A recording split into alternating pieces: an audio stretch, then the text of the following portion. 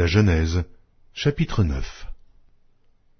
Dieu bénit Noé et ses fils et leur dit : Soyez féconds, multipliez et remplissez la terre.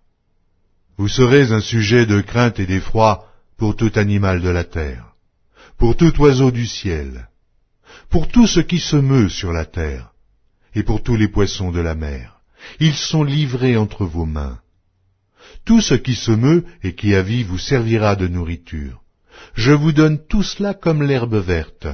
Seulement, vous ne mangerez point de chair avec son âme, avec son sang. Sachez-le aussi, je redemanderai le sang de vos âmes. Je le redemanderai à tout animal, et je redemanderai l'âme de l'homme à l'homme qui est son frère. Si quelqu'un verse le sang de l'homme, par l'homme son sang sera versé, car Dieu a fait l'homme à son image. Et vous, soyez féconds et multipliez, répandez-vous sur la terre et multipliez sur elle. Dieu parla encore à Noé et à ses fils avec lui en disant : Voici, j'établis mon alliance avec vous et avec votre postérité après vous, avec tous les êtres vivants qui sont avec vous, tant les oiseaux que le bétail, et tous les animaux de la terre, soit avec tous ceux qui sont sortis de l'arche, soit avec tous les animaux de la terre. J'établis mon alliance avec vous. Aucune chair ne sera plus exterminée par les eaux du déluge, et il n'y aura plus de déluge pour détruire la terre. Et Dieu dit : C'est ici le signe de l'alliance que j'établis entre moi et vous, et tous les êtres vivants qui sont avec vous, pour les générations à toujours. J'ai placé mon arc dans la nue, et il servira de signe d'alliance entre moi et la terre. Quand j'aurai rassemblé des nuages au-dessus de la terre, l'arc paraîtra dans la nue.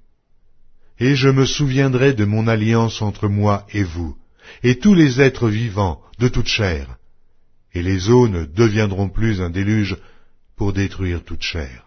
L'arc sera dans la nue, et je le regarderai pour me souvenir de l'alliance perpétuelle entre Dieu et tous les êtres vivants, de toute chair qui est sur la terre. Et Dieu dit à Noé : Tel est le signe de l'alliance que j'établis entre moi et toute chair qui est sur la terre. Les fils de Noé qui sortirent de l'arche étaient Sem, Cham et Japheth. Cham fut le père de Canaan. Ce sont là les 3 fils de Noé, et c'est leur postérité qui peupla toute la terre. Noé commença à cultiver la terre et planta de la vigne. Il but du vin, s'enivra, et se découvrit au milieu de sa tente. Cham, père de Canaan, vit la nudité de son père, et il le rapporta dehors à ses 2 frères. Alors, Sem et Japheth prirent le manteau, le mirent sur leurs épaules, marchèrent à reculons, et couvrirent la nudité de leur père. Comme leur visage était détourné, ils ne virent point la nudité de leur père.